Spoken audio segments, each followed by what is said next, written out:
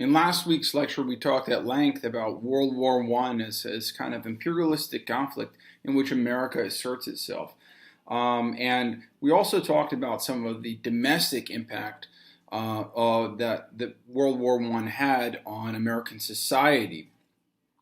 So building off that discussion, we're now turning to the Great Depression. The Great Depression is this historical moment, which is pretty interesting because, in a way, it's kind of a watershed moment that Americans have turned to again and again throughout history to evaluate their own context.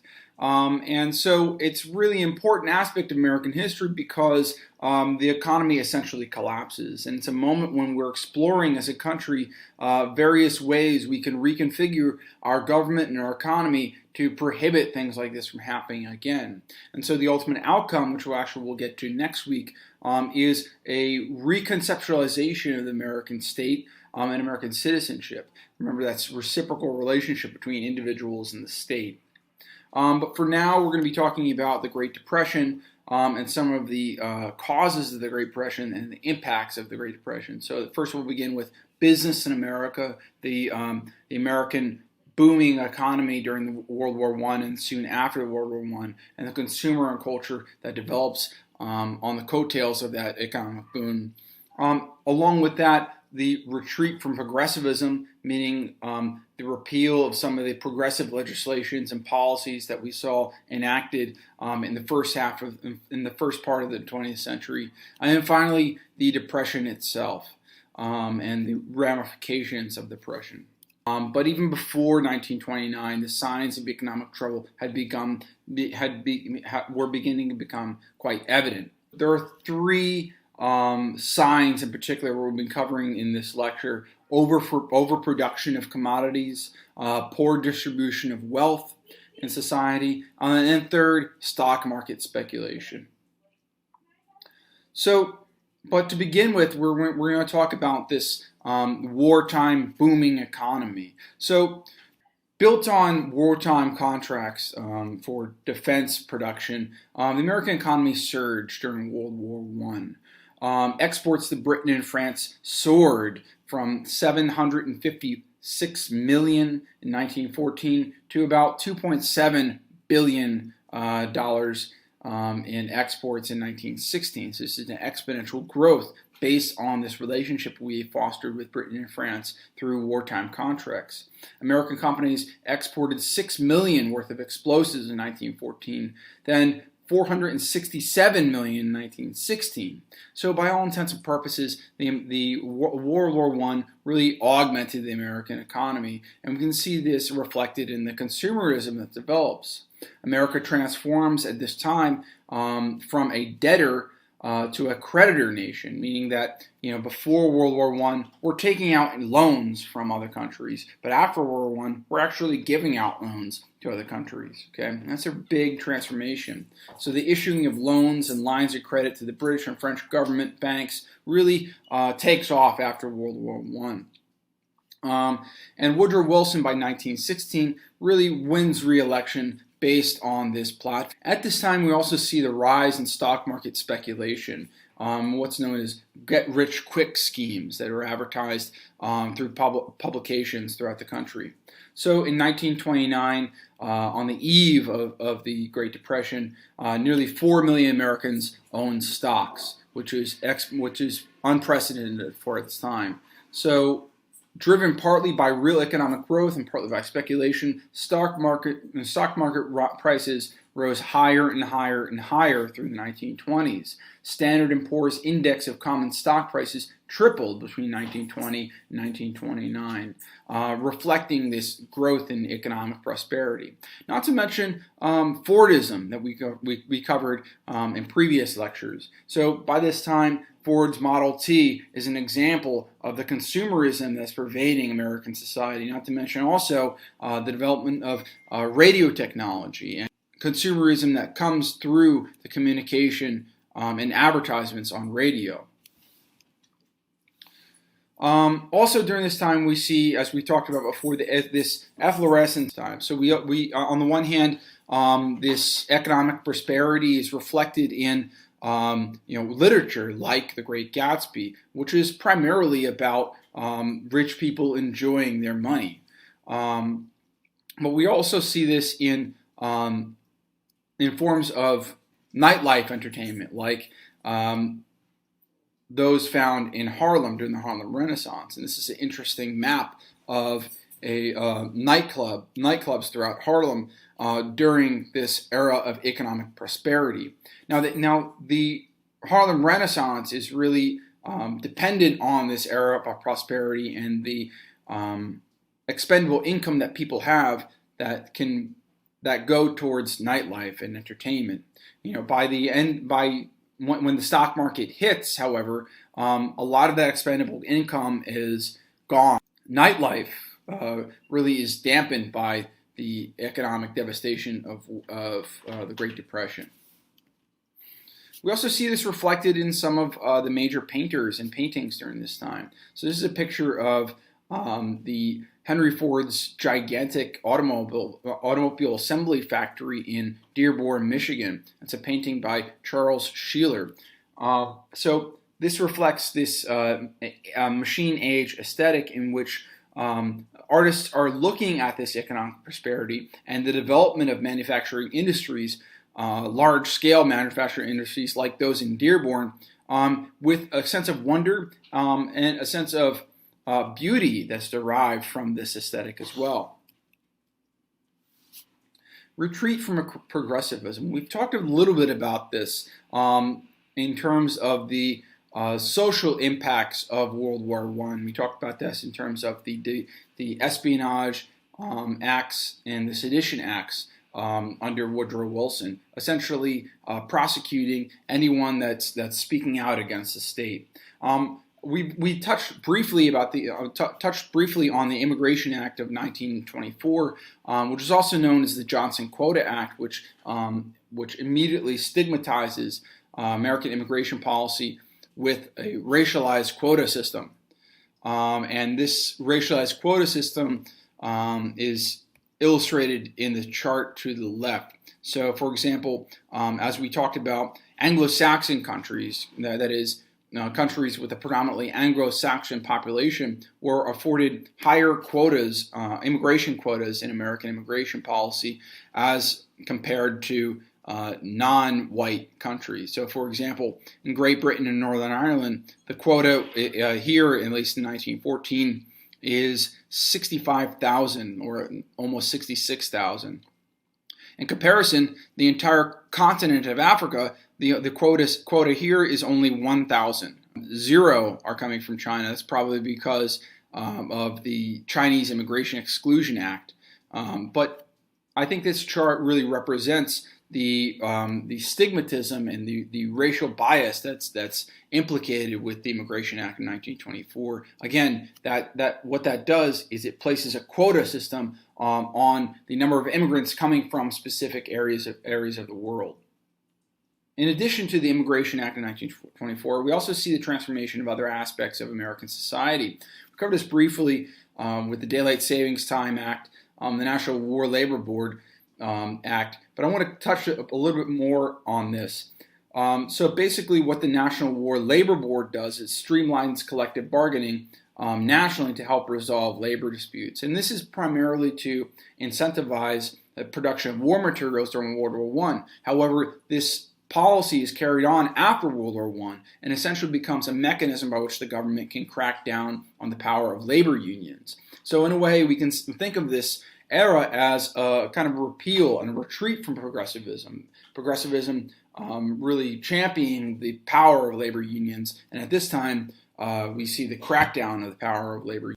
After World War I, we also see the ratification of the 18th Amendment, essentially prohibiting the sale, consumption, and distribution of alcohol through the United States. And this amendment actually has a quite interesting history to it. So prohibition had long been a rallying cry of women's rights activists since the early 19th century temperance movement. So this is part of the moral reform coming out of the progressive era. So during the progressive era, we see this temperance movement transform into another group called the Anti-Saloon League. So the Anti-Saloon League focused on the saloon, right? The saloon being a bar or tavern where alcohol is consumed and sold, as a corrupting force, not only for individuals, men who neglected their families, but as in politics as well. Creation of saloons with big city political machines. So between 1900 and 1917, prohibition spread wildly, first on a state-by-state basis. Nearly half of the United States adopted these prohibition laws, prohibiting alcohol, gambling, prostitution, and other vices based on this Anti-Saloon League platform. It wasn't until 1919 that the 18th Amendment prohibits the sale, distribution, and consumption of alcohol on a federal level. The election of 1928, and this is when Herbert Hoover leverages his experience during World War I in his bid for presidential election against then Governor of New York, Al Smith. In 1928, Herbert Hoover runs on essentially a Wilsonian platform, and he promises a new day in America. But the reality was that it was essentially carrying on the status quo of the Wilson era. And when Hoover wins election in 1928 over Al Smith, that's exactly what we see, a continuation of the Wilsonian policies that we saw during World War I. Economic depression is primarily triggered by a downturn in the American stock markets on October 24th, 1929, when essentially America's economy crumbled. Okay. The highly unequal distribution of income and the prolonged depression in farm regions reduced American purchasing power. Sales of new autos, new household consumer goods stagnated as early as 1926. And in addition to that, European demand for American goods also declined, partly because industry there had recovered from the wartime destruction. So essentially, the European markets no longer depended on American providers to the extent they once did, when they were recovering from World War I. When Herbert Hoover took office, most people were exhausting nearly all of their income on food, housing, and a variety of consumer products, and were supplementing their wages with credit buying. This is part of the reasons why the economic depression had such a severe impact on the American economy.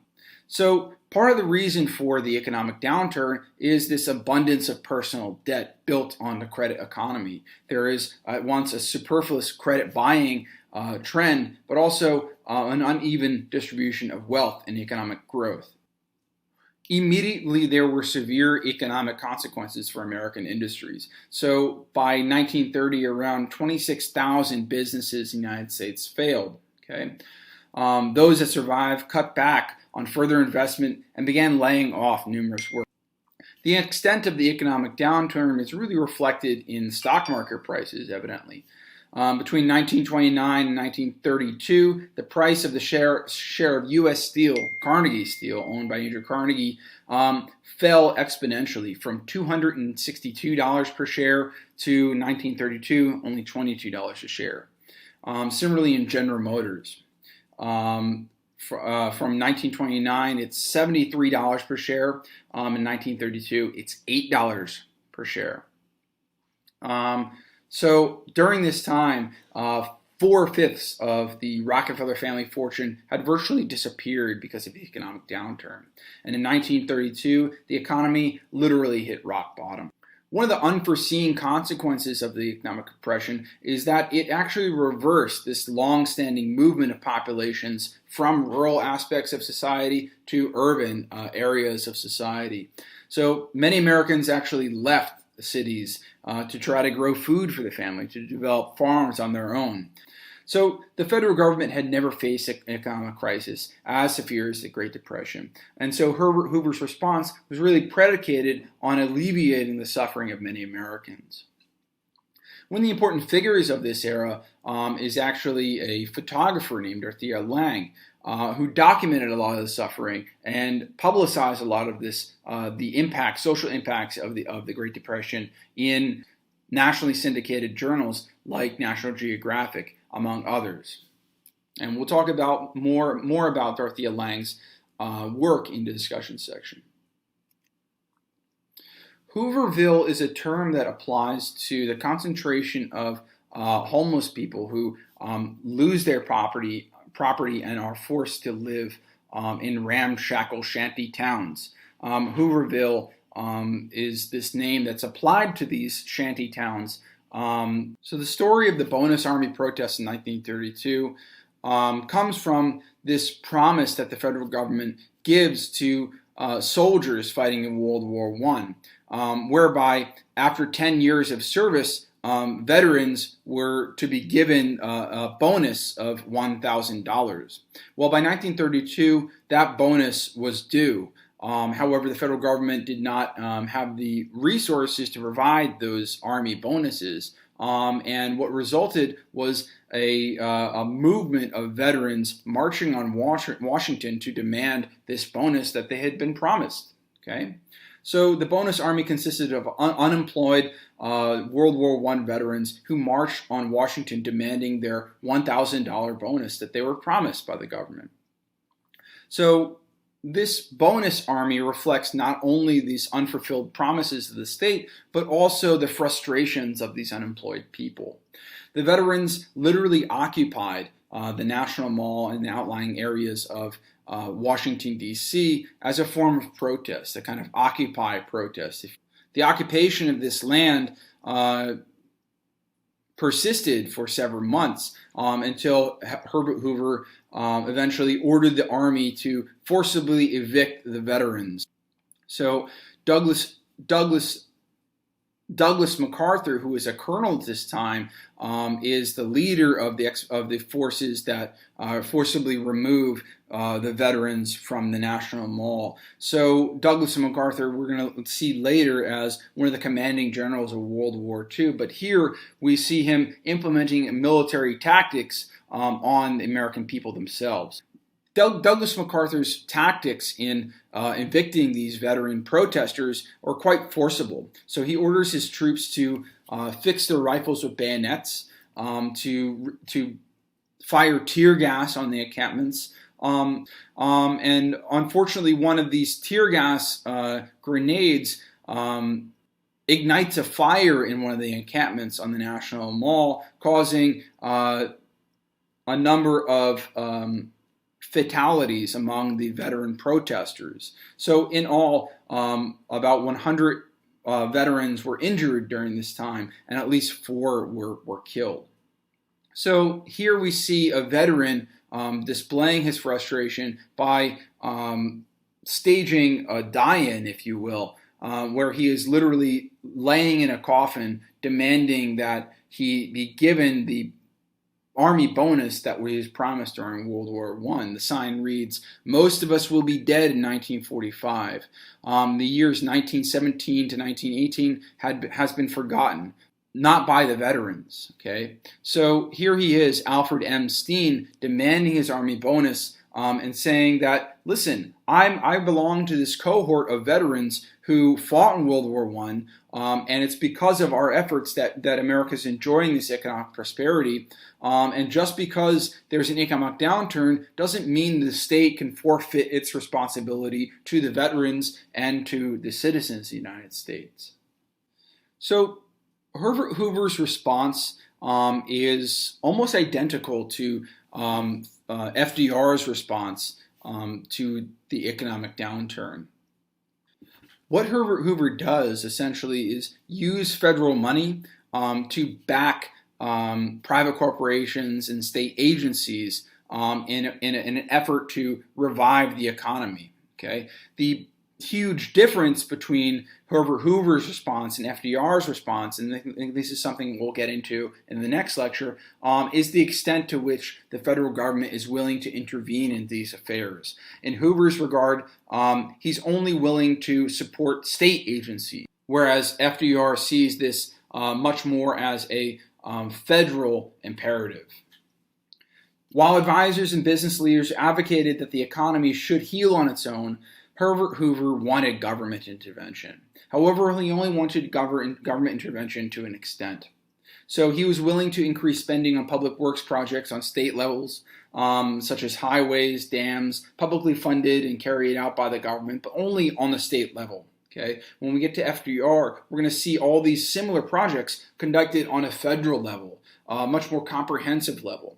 Similarly, Herbert Hoover urged private business to reduce profits rather than force wage cuts. So really, Herbert Hoover's response was appealing to private industries and attempting to revive the economy by making concession to those private industries. Herbert Hoover strongly opposed on principle Herbert Hoover was strongly opposed on principle to the direct federal intervention into the economy. However, he remained committed to the association action, meaning that he was willing to support private corporations. One of the limitations here is that he has full faith in the private industry to revive. He has full faith in the economy to revive it. He has full faith in the economy. He has full faith that the economy is going to revive itself, in other words, and that direct federal intervention into the economy is not needed. There are two pieces of legislation that Herbert Hoover initiates, however, but are later realized and are ratified under Herbert Hoover. And they're the Glass-Steagall Act in 1932 and the Federal Home Loan Bank Act. And both of these pieces of legislation have long-lasting repercussions on the American economy and society. So the Glass-Steagall Act essentially extended credit through Federal Reserve systems as a countermeasure to domestic hoarding and foreign withdrawals from American banks. In addition to all this, it also fundamentally restructures corporate banking in America by separating investment accounts from savings accounts. Up until this point, private corporations and banks are using people's savings to invest in the stock market. Okay. After Glass-Steagall, however, the separation between investment and savings banks fundamentally restructures corporations and banking in America. The Federal Home Loan Bank Act similarly also has a long-lasting repercussion. So the Federal Home Loan Bank Act establishes 12 national banks to supplement lending. Okay, so this is important because what it does is it reduces foreclosures and attempts to stimulate the economy through the construction industry. Again, both the Glass-Steagall Act and the Federal Home Loan Bank Act don't come to fruition under Hoover, but later become part of FDR's New Deal policy. But this is something what we're going to be covering in the next lecture. So in all, some of the key terms to keep in mind are the impacts of the Immigration Act of 1924. Remember, it's also known as the Johnson Quota Act of 1924. Consumerism, what is the bonus army, the Model T and how that plays a role in stock market speculation. What is Hooverville? What is Black Thursday? And the Anti-Saloon League, and then finally the Glass-Steagall Act of 1932.